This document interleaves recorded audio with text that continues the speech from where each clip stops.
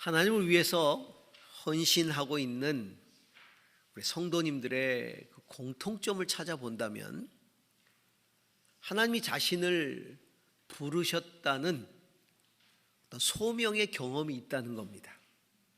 그래서 하나님께 나가서 헌신합니다.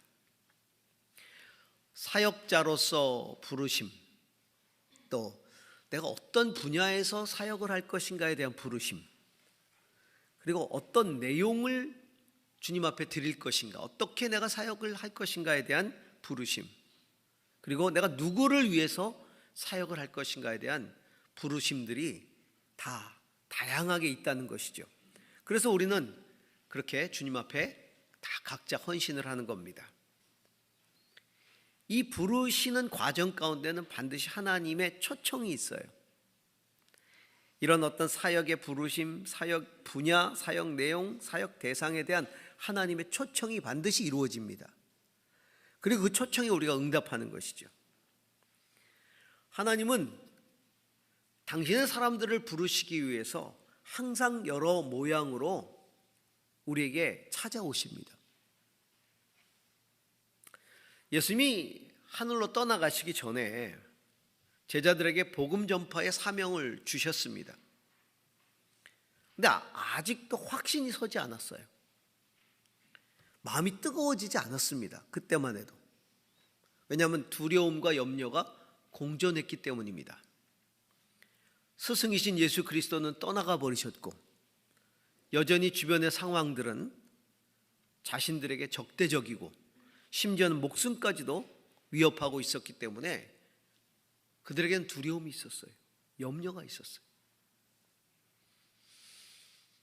예수님은 그런 제자들에게 성령을 기다리라고 했죠. 약속한 성령을 기다려라. 그리고는 가셨어요. 그런데 하나님은 성령을 그들에게 부어주셨습니다.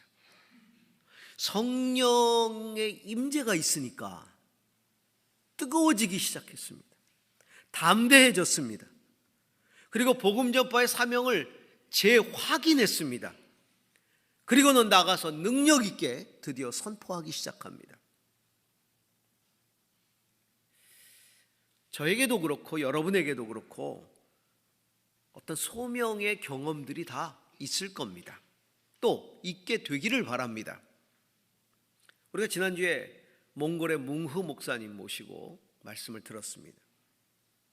어떻게 그가 그렇게 능력 있는 사역자가 될 수 있었는지, 어떻게 그렇게 헌신하게 되었는지의 과정들을 우리가 들었죠. 보석 세공을 하고 있던 교포이신 한국 집사님이 하나님의 부름을 받아서 몽골로 가게 되었고, 그를 만났던 사람들이 그의 제자가 되어서 같은 사명을 갖게 됐고, 그리고 따르게 되었다는 간증이었어요. 월요일 저녁에는 주빌리에서 모셔서 북한 선교에 대한 이야기를 들었는데 정말 하나님께서 북한 선교를 위해서 어떻게 쓰고 계시는지에 대한 그런 그 사명에 대한 은혜를 받았어요. 북한의 그 영혼들, 그러니까 북한에서 몽골로 노동자로 와 있는 사람들을 향한 아버지의 마음, 그 사랑을 어떻게 정말 그 헌신적으로 베풀고 있는지, 그래서 그들의 마음이 어떻게 돌이켜졌고 어떻게 주님을 만나게 되고 그들이 그런 이야기들을 들으면서 마음이 정말 뜨거워졌습니다. 하나님의 부르심은 이처럼 하나님의 거룩하신 임재 안에서 이루어지는 영적인 사건이죠. 이 놀라운 영적 사건을 좀 묵상하면서 우리도 그 임재를 경험하게 될 수 있기를 축복합니다. 자, 1절 말씀 함께 다시 한번 보겠습니다. 6장 1절입니다. 같이 읽습니다. 우시아 왕이 죽던 해에 나는 높이 들린 보좌에 앉아 계시는 주님을 배웠는데 그의 옷자락이 성전에 가득 차 있었다. 성도들은요, 어떤 현실과 어떤 상황 속에서도 하나님의 임재를 갈망해야 합니다. 그리고 그분 앞에 머물러야 합니다. 오늘 본문은 이사야 선지자가 하나님의 임재 안에서 소명을 받아서 결단하는 내용이죠. 그 당시의 상황을 이렇게 기록하고 있습니다. 우시야 왕이 죽던 해에 나는 높이 들린 보좌에 앉아 계신 주님을 배웠는데, 이렇게 시작합니다. 이사야 선지자에게 하나님의 말씀을 대언하도록 하기 위한 소명을 주신 그 때를 우시야 왕이 죽던 해라고 밝히고 있죠. 그때가 매우 중요하다는 것입니다. 그래서 그 때를 밝히고 있는 겁니다. 우시야 왕이 죽던 해. 이 우시야 왕은 남유다와 북이스라엘이 나눠진 후에 남쪽 유다의 10번째 왕입니다. 이게 남쪽 유다와 북이스라엘로 나눠진 후에 남쪽 유다는 쇠락의 길을 걸었어요. 점점 쇠퇴해 갔어요. 북이스라엘은 점점 강성해졌고 남유다는 희한하게 점점점 쇠락의 길을 갔습니다. 그때의 10번째 왕인 이 우시야 왕이 남유다를 굉장히 부강하게 만들었어요. 그래서 남유다의 역사상 가장 최고의 전성기를 누리게 만든 왕이 이 우시야 왕이. 그런데 이 우시야 왕이 나라가 번성하고 강성해지고, 그래서 우시야 왕이 하나님을 잘 섬기고 나라를 강성하게 했는데 부강해지고 나니까 교만해졌어요. 그래서는 제사장을 무시하고 자기가 제사를 드리러 갔어요. 그리고 그 제사 행위를 자기가 하는 거예요. 하나님이 징계를 합니다. 그 나병을 얻게 되죠.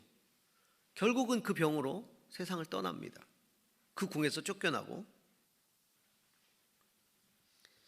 자, 이 우시야 왕이 죽던 해, 이런 상황이 있는 그 우시야 왕이 죽던 해에 그가 이제 나병으로 왕궁에서 쫓겨나서 다른 왕궁에 머물면서 지내다가 이제 죽었는데, 그 해에 일어났던 일인데, 그가 살아있을 때 일인지 아니면 그가 죽고 나서의 경험인지는 확실하진 않아요.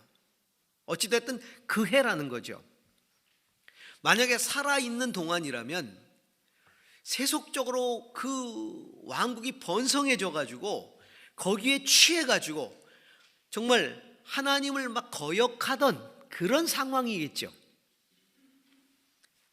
만약에 죽은 이후라면 그렇게 남유다를 번성하게 만들었던 최고의 그 번성기를 만들었던 그 위대한 왕이 죽었기 때문에 온 백성이 낙심에 빠져 있을 때를 의미할 겁니다. 자, 어떤 상황이든지 이사야 선지자는 하나님 앞에 머물렀다. 그리고 하나님은 그 상황 가운데 임재하시고 말씀하셨다라는 겁니다. 살아있는 경우든 죽은 경우든 그때는 매우 중요한 상황이었을 거예요. 성도는 현실의 상황에 매우 민감하죠. 왜냐하면 기도를 해야 되기 때문에, 상황들을 살피면서 기도를 해야 되기 때문에 이 상황에 되게 민감합니다. 근데 이 민감함이라는 게 뭘 의미할까요? 현실에 이렇게 저렇게 휩쓸리고 좌우되는 그런 모습을 나타내는 이게 민감함이 아니에요. 영적 민감함이라는 건 어떤 현실과 상황 속에서도 세상을 다스리시는 하나님의 주권을 믿고 그분의 뜻을 깨닫기 위해서 그분 앞에 나아가고 또 머무르는 영성, 이게 민감함이라는 거죠. 혼돈스러운 상황이면 혼돈스러운 상황일수록, 평강의 상황이면 평강의 상황일수록, 어떤 상황이든지 하나님이 주시는 마음과 그 뜻을 깨닫기 위해 하나님 앞에 머무는, 이 세속이라고 하는 건 보면 항상 번성하고 이 평화로울 때 보면 하나님을 거역하는 일들이 또 많잖아요. 교만해지고. 혼돈스러운 상황이면 그 혼돈스러운 상황이 가져오는 아픔들 때문에 또 민감해지잖아요. 어떤 상황이든지 간에 세상을 탓하는 게 아니라, 상황을 탓하는 게 아니라, 그것에 이리 휩쓸리고 저리 휩쓸리는 것이 아니라 하나님 앞에 머무르는 거죠. 하나님의 뜻은 무엇입니까? 하나님, 제가 무엇을 해야 합니까? 하나님 앞에 머물러 기도하는 것이죠.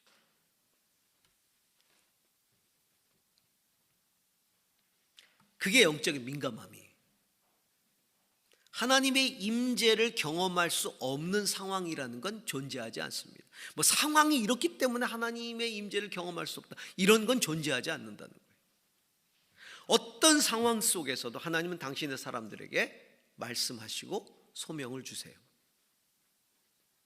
우리는 시대적인 상황들에 대해서 많은 이야기를 합니다. 부정적인 영적인 상황들을 이야기합니다. 영적으로 뭐가 잘못되고 뭐가 부정적이고 많은 이야기들을 합니다. 혹은 또 긍정적인 상황들도 얘기합니다. 막 우리 개인의 상황도 마찬가지 아니겠어요? 나의 영적인 상태에 대해서 우리는 항상 상황을 이야기할 때가 많습니다.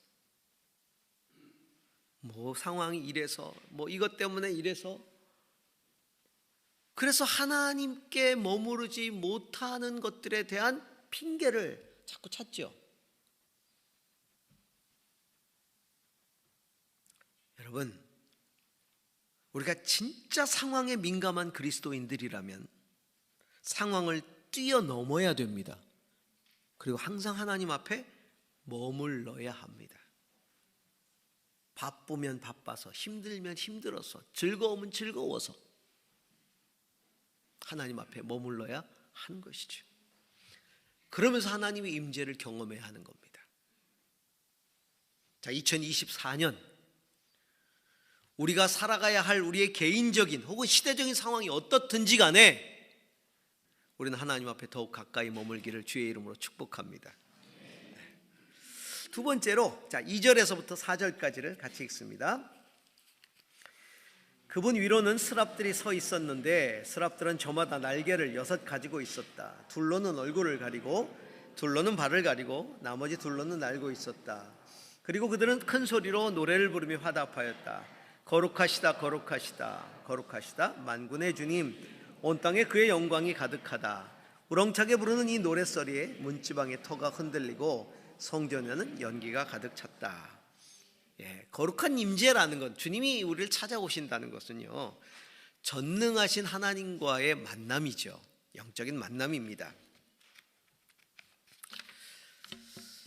이 하나님의 임재, 이것은 하나님이 당신을 나타내시는 거예요. 당신의 영광을 나타내시고 당신의 위엄을 나타내시죠. 다시 말하면 하나님이 살아계시다는 걸 우리에게 알게 하시는 거예요. 이사야는 환상 중에 보좌에 계시는 주님을 보게 됩니다. 많은 학자들이 꿈이나 어떤 현실과 상관없는 그런 환상이 아니라고들 이야기합니다. 이 장면을 실제 현실 속에서 하나님이 그 모습을 드러내신 걸로 이해를 합니다. 그 보여지는 모습을 보니까 하나님의 거룩한 보좌가 있고 하나님이 앉으셨는데 거기 옷자락이 성전을 가득 채웁니다. 그리고는 천사들이 막 스랍 천사들이 날아다니면서 하나님을 찬양하고 영광을 돌려드리는 이 모습이었습니다.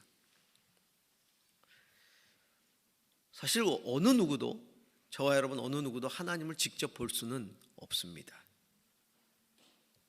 그래서 하나님은 항상 당신을 나타내기 위해 인간이 이해할 수 있는 모습으로 보여주시죠. 자, 모세는 떨기나무 불꽃으로 하나님을 경험하죠. 사사들은 지진이나 천둥이나 번개나 폭풍 같은 자연 현상으로 하나님을 만납니다. 아브라함은 인간의 모습으로 온 여호와의 사자를 통해 하나님을 만나죠. 선지자 엘리야는 바람, 지진, 불이 지나간 이후에 세미한 음성 가운데서 주님의 임재를 경험하죠.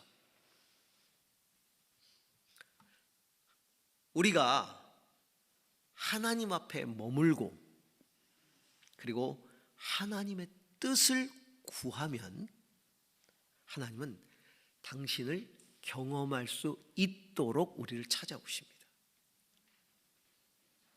어떤 때는 세미한 마음의 음성으로 우리에게 들려주십니다. 어떤 사람은 감동이라고 하기도 하고, 어떤 사람은 어떤 음성을 듣기도 하고, 어떤 사람은 성경 말씀을 통해 혹은 설교를 통해 경험하기도 하고, 어떤 사람에게는 성령의 감동이 뜨겁게 찾아옵니다. 성령. 어떤 사람은 환상을 보기도 하죠. 이번에 2박 3일 집회를 하고 났는데 어떤 청소년이 저를 찾아왔어요. 목사님, 가슴이 너무 뜨거워요. 막 속에서 뭐가 올라오는 것 같아요. 성령님이 그 친구를 만지신 것이죠. 속에서 뭐가 올라온대요. 그래요. 성령님은 인격적으로 우리에게 그렇게 다가오십니다. 하나님 이처럼 우리에게 당신을 나타내세요. 그리고는 우리를 부르시죠.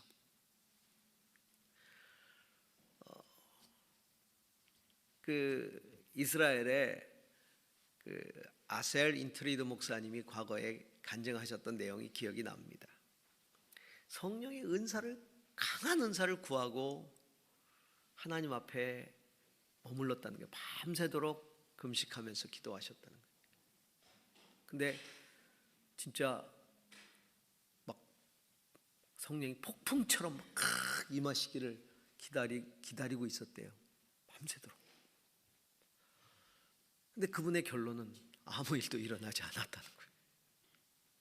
뭐 불이 온 것도 아니고 뭐 어떤 현상이 막 자기에게 발생한 것도 아니고, 근데 해가 딱 떠오르는데 가슴이 뜨거워지더라고요. 희열이 막 솟아나더라는 거지. 희열이.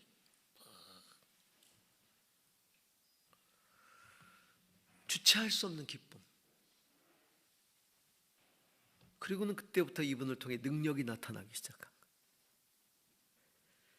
하나님 우리를 찾아오시는 방법은 여러 가지.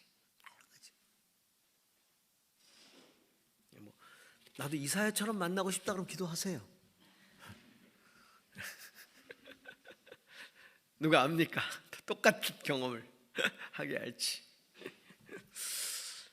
근데 제가 만약에 이사야 같은 경험을 하면 감당을 못할 것 같아요. 감당을 못할 것 같아요. 우리의 삶 속에서 정말 하나님의 부르심의 소망을 알기 원한다면 중요한 것은 뭐냐면 하나님 앞에 머물자. 그리고 그 머무는 동안에 하나님의 임재를 구하자. 하나님, 제게 임재해 주세요. 어떤 방법으로든 제가 하나님을 경험하게 해주세요. 참 제가 지금까지 신앙생활하면서 경험한 것은요, 하나님은 우리가 감당할 수 있는 방법으로 임재하시더라고요. 사람마다 다 다른데 감당할 수 있는 방법으로, 하나님의 가장 선하신 방법으로 이렇게 우리에게 다가오시더라고요. 그러니까 염려 마세요. 내가 하나님 만나서 경험하면 혹시 죽으면 어떡할까? 무슨 일이 벌어져서 막, 아무 염려 마시고 구하세요. 하나님, 제가 하나님 앞에 머뭅니다. 제게 임재해 주세요. 하나님이 우리를 찾아오세요. 인격적이신 하나님 아니십니까? 예. 자, 마가복음 9장 2절에서 3절을 같이 읽습니다. 마가복음 9장 2절에서 3절입니다. 같이 읽습니다. 그리고 엿새 뒤에 예수께서 베드로와 야고보와 요한만을 데리고 따로 높은 산으로 가셨다.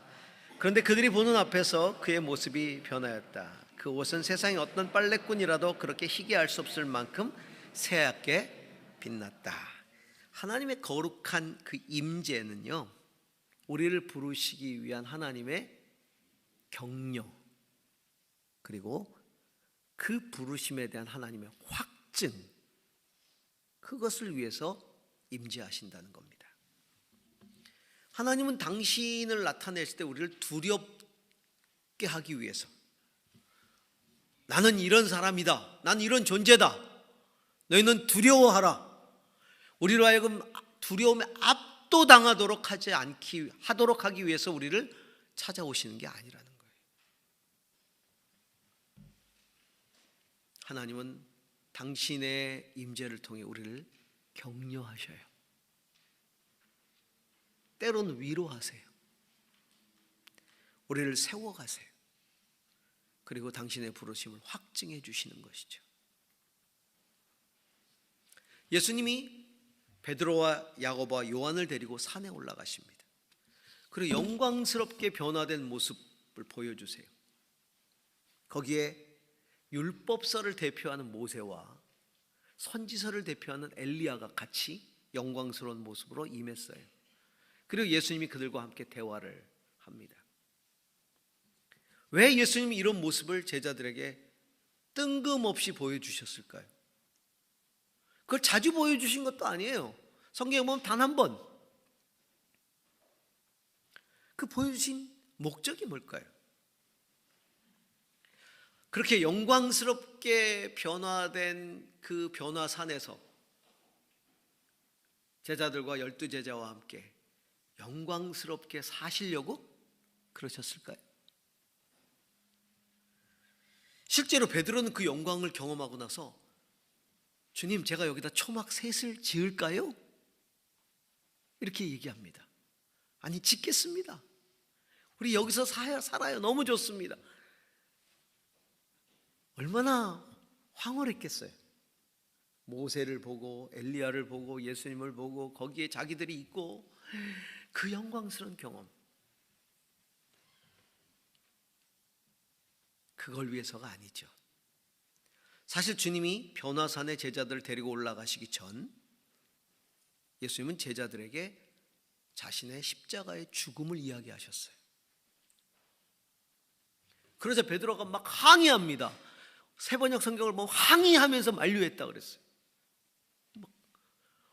어찌 그런 말을 하시냐고, 막 안 됩니다. 막 그때 예수님이 베드로를 꾸짖으시면서 사탄아, 내 뒤로 물러가라 그러셨죠. 그리고는 예수님이 너희가 나를 따르려면 자기가 져야 할 십자가를 지고 따라가야 한다.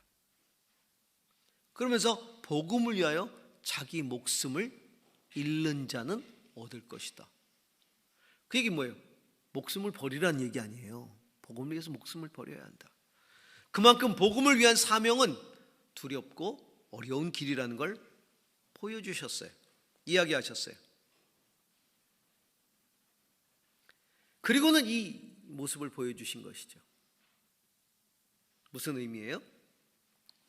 그렇게 두렵고 어려운 십자가의 길이지만 하나님의 사명을 완수하는 자에게 주시는 영광은 이토록 놀라운 것이다 보여주신 것이죠.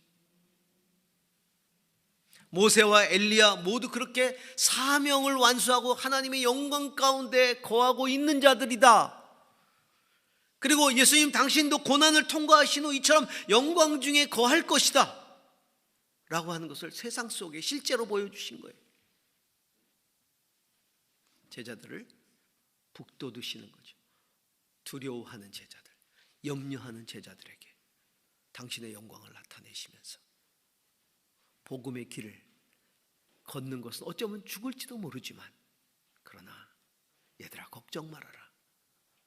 그 길은 이렇게 영광스러운 길이란다.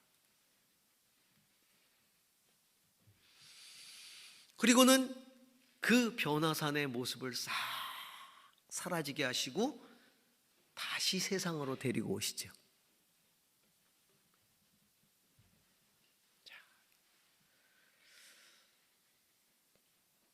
그들이 십자가를 지고 가야 할 세상 속으로 다시 인도하시는 거예요.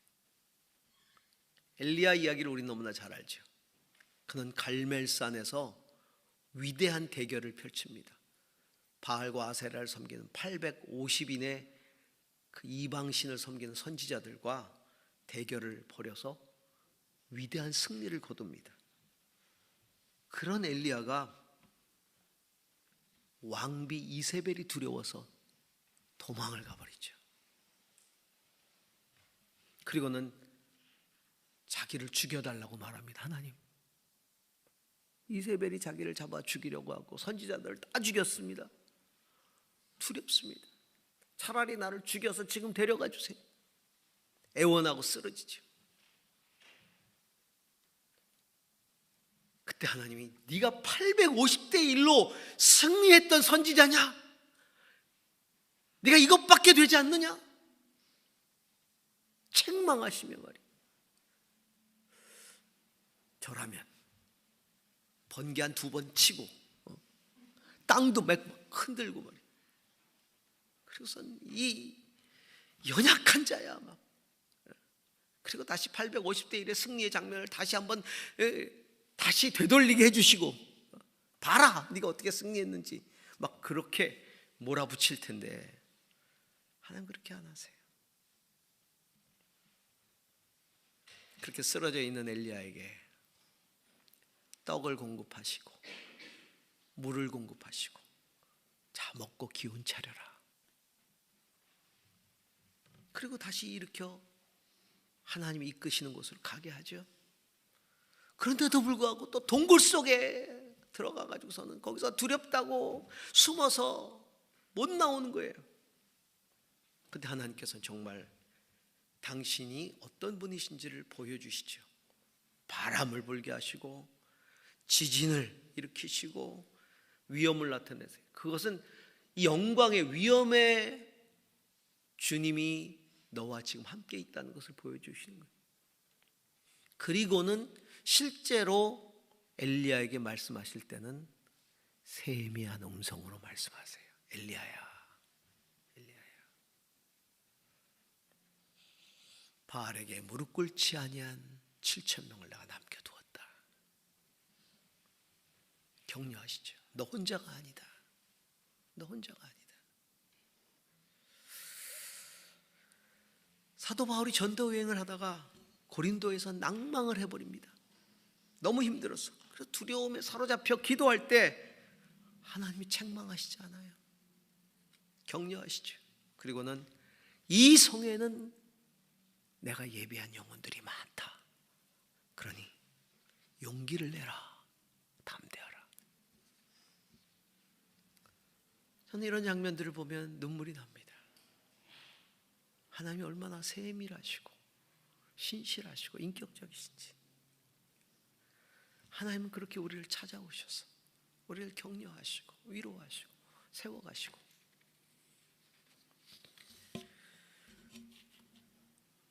제 삶도 그랬던 것 같아요. 사역자의 길을 걸어가면서 참 많은 도전이 있었고 난관이 있었죠. 때로는 담대하게 행하기도 했지만 때로는 힘들어서 전전긍긍하기도 했어요.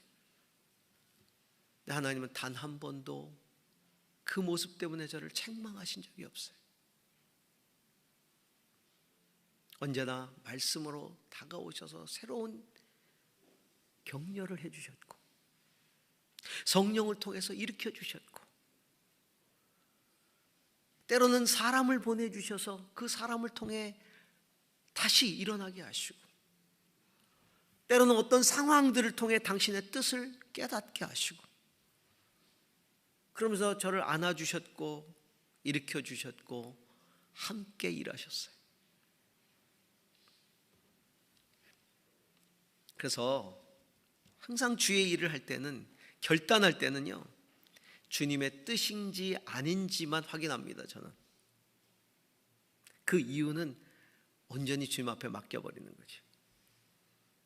쟁기를 손에 잡고 뒤돌아보는 자는 주님께 합당치 않다 그랬잖아요. 그래서 주님의 뜻인지만 확신하고 그것을 결단하면 앞으로 가는 거죠. 단 한 번도 뒤를 돌아본 적은 없었던 것 같아요. 그리고 결단한 일에 대해서 단 한 번도 후회한 적도 없었던 것 같아요. 왜냐하면 그 하나님이 언제나 그렇게 저와 함께 하시기 때문에, 격려하시기 때문에. 여러분, 하나님의 임재를 두려워하지 마세요. 하나님의 임재를 두려워하지 마세요. 하나님은 늘 언제나 사랑으로 우리에게 다가오세요. 위로하시고 격려하시고 약속하시지요. 자, 2024년 우리가 주님의 부르심에 내가 여기 있나이다 나를 보내소서 라고 고백하면서 순종하기를 원하는데요. 그러기 위해서 우리가 주님 앞에 더 자주 더 깊이 머무를 수 있기를 원합니다. 그리고 나를 찾아오시는 주님을 만날 수 있기를 원합니다. 그 임재 가운데서 하나님의 격려를 경험하고 그 약속을 확증해 주시는 주님의 은혜를 깊이 경험하는 그런 한 해가 될 수 있기를 주의 이름으로 축복합니다. 기도하시지다. 하나님 아버지,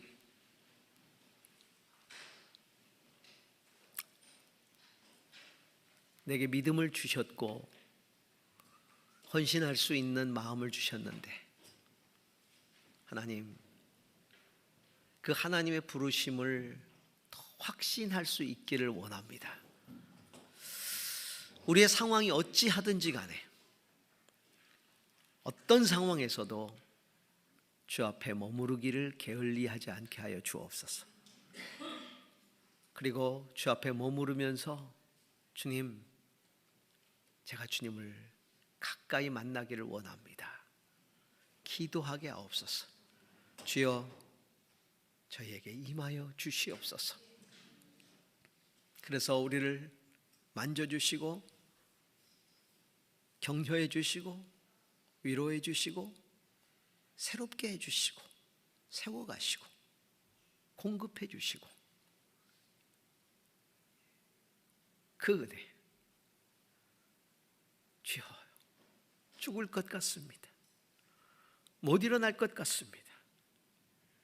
앞으로 못 나가겠습니다.